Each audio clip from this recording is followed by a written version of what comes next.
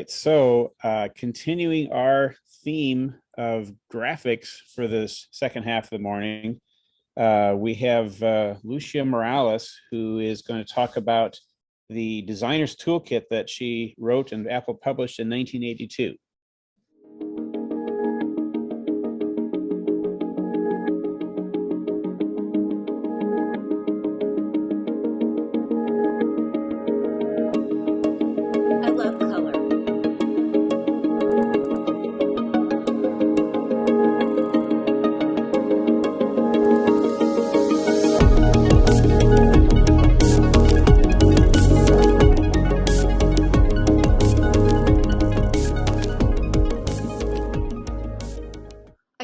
Art school because of allergies. After completing my master's degree, I plan to focus my life on art. After painting for several months, I started to work with textiles and fibers. I got a severe asthma attack in reaction to the paints and the fibers. I had to stop making art. I had to find a tool that I wouldn't become allergic to. While I was recovering from asthma, Harry Vertelny, an architect, brought home a flyer about an Apple II home computer. I had a vague idea of how computers worked, and there were computer programming classes at the university, but they used punch cards. The flyer showed the Apple II home computer with a keyboard to input the program, and the results could be seen on a home television. Best part of all was you could have it at home. The Apple II looked like a typewriter with a television on top. I admired the molded beige plastic with the cute multicolored plastic Apple logo. The logo had colored stripes to declare the Apple II was the first color home computer.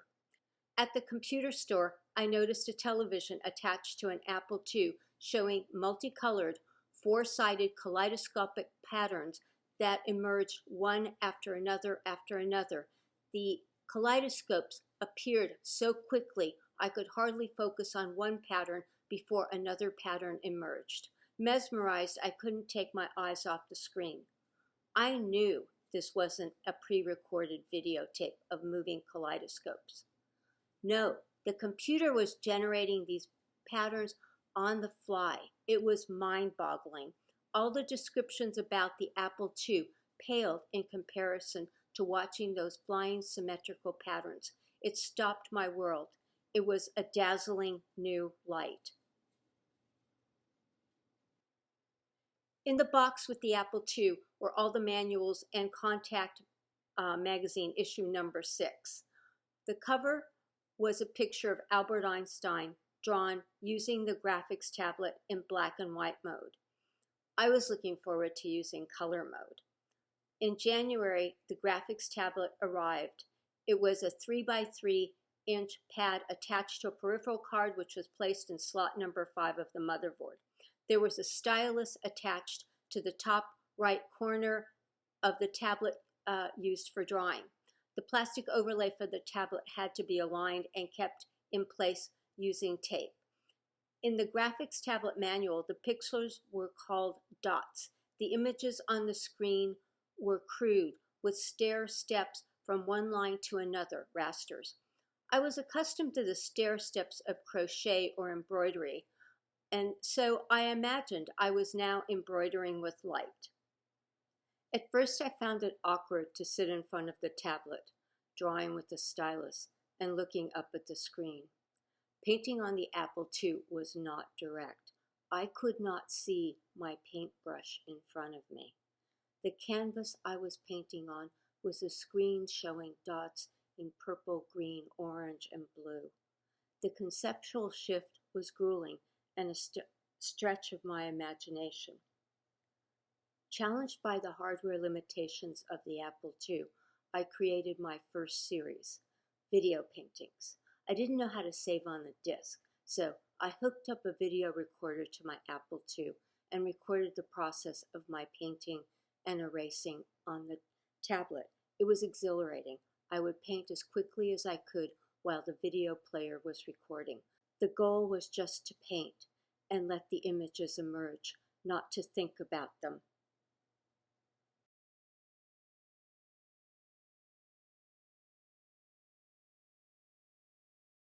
I was amazed and am amazed at how few brush strokes it takes to express emotion. This knowledge was vital when I started creating faces using the Apple II. The goal of this series was never to come up with one image, instead to amplify variations. Apple colors were maddening. They were so garish. Here's a chart of all of the high-res colors, and you can see the big pixel pairs. And so this was done with the regular Apple colors. And if you look up close, there's not a lot of structure. It's really just very random. And this one is a little bit less random. You can see that I'm getting a little bit better with the colors. Here's a close-up of that. But, you know, a lot of what I'm doing is using artifacts to kind of get the effects that I'm working with. Not that I wanted to, it's just the best I could do. I needed to design colors, but really I was designing patterns. So I came up with, on the Designer's Toolkit, a program I did with Carrie Vertelny. This was the color set. This is the normal color set, the way Apple defined colors. That's why it was 140 bits across, because you needed those 2 bits to make, the way they divided it up, 2 bits to make the green. You needed the greens right next, all the greens. And so this was how they defined color. Of course, a lot of game developers knew that that was pretty garish, and so they'd already started using different color patterns, and they divided the bits up in a different way. So this was the way I chose to, why I don't know, but this is how I designed the patterns, using 2 columns and 4 rows, and the last square is the high bit, and whether it's on or off. But when I started designing, I realized you don't have to use Apple colors. You can do different things. So this is a page from the Designer's Toolkit. It's 70 colors. I actually ended up making around 160, but you can start to see the variation. The garishness is getting tamed. They look like patterns, they don't look like colors. So this is all done, of course, with the greens and purples. So you can see at the top there, you can see there's a green and purple pattern. Let's look at it closer. You can see all the green and purple here, white and small amount of green. And if we look closer, I will not swear that these are the correct ways that I did these patterns, but I'm sure of. The top one, it is just 1 green pixel and 1 purple pixel at the bottom. But anyways, this was how I designed colors. This is, I think, one of my best examples as to what the patterns looked like. I wish I had continued playing with this, because I just haven't seen anything like it. And I think this looks like a fabric, like a tapestry. This is one that I did with just purples and black and white. This is another one that I did with blues. The stripes were sort of inspired by the scanning. I got computer eyes, and it would attach to the Apple II. It was a security video camera, so it was black and white. So it was taking in black and white information and using the limited resolution and memory of the Apple II and creating something sort of like it. But this is the first time I realized what a filter is. Of course, the Apple II, the low resolution and the lack of colors, was influencing the way the scanner worked. This is another scan. You can see the wonderful patterns. This is David Bowie, and it's from the Heroes album. And you can see, again, I was really starting to learn about those stripes. This is a scan that I did while someone was moving. So the video camera's there. It takes a pretty long time to get a picture. So if you move, you get, and again, look at these great patterns that there are. This is just a close-up of a David Bowie piece where you can kind of see it's a printout, so it looks a little bit different.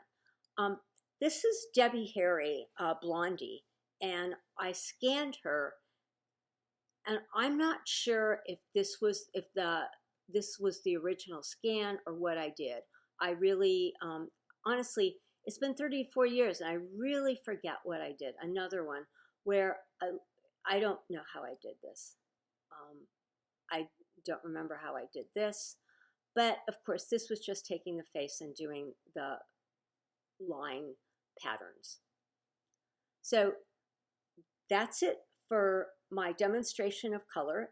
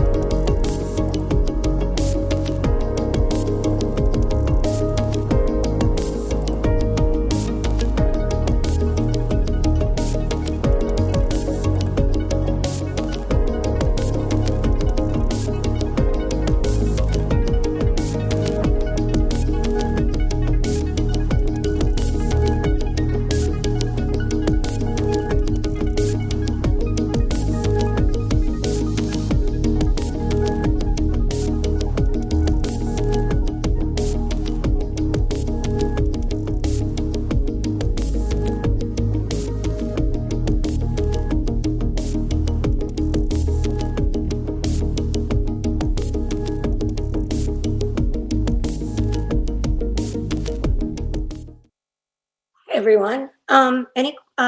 I noticed some questions. First of all, it was great to hear the presentation by Chris, because I wondered why, it's 34 years ago. So I wondered why I chose 4 bits instead of 8. And I thought, wow, maybe I should have chosen 8. But anyways, you can see the patterns.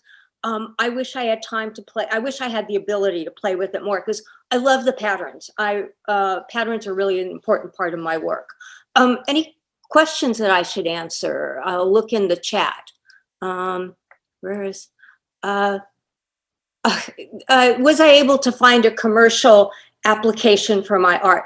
Well, artists hated it, and computer people thought, well, it's not really painting. And so I did find a lot. At a certain point, I started using, I created with Bob Bishop a program called Space Lace. And that was shown, I don't know if you all know what SIGGRAPH is, Special Interest Group for Graphics, from the ACM. It was shown in the art show there. And it was shown in several museums. It was shown in the Long Beach Museum just as the designer's toolkit, which was really a trip, because people scratched in the pad, not knowing exactly what to do. So let me see. Getting in SIGGRAPH was a big deal. I was like so frustrated trying to get in, and when I went there, of course, they were showing Toy Story, and people just laughed at my graphics. Literally, they were just like, you can't do graphics on an Apple II. You can't do images. You can't do paintings on an Apple II. It's not art. So anyways, that was what happened a long time. And so I'm really appreciative that now people can see the art, which I haven't shown to anyone for many, many, many years. And when I started looking at it, I just went, oh, wow, I wish I'd continued. But anyways, let's see, the videotapes do not exist. If anybody knows how to convert my discs to something that other people format, thank you for saying they're wonderful images. Yeah, it was the Apple II was my favorite machine. I mean, I later on went on, of course, to use all the Macs and got, you can see my work on LuciaGrossbergerMorales.com. But, you know, I wouldn't have learned about programming, about hardware, which I'm not good at any of, but at least I understand it, had I worked with the Mac, which, so I'm really appreciative. The Apple II was where I started. Lucia, thank you so much for that talk. We do need to move on to the next one, Sure, but please, for anybody else that wants to send questions to her, go to the Discord channel and she can answer them. I would have loved seeing those art pieces on discs back when I had an early Apple Plus, 2 Plus. So thank you for doing that. Yeah, thank you all.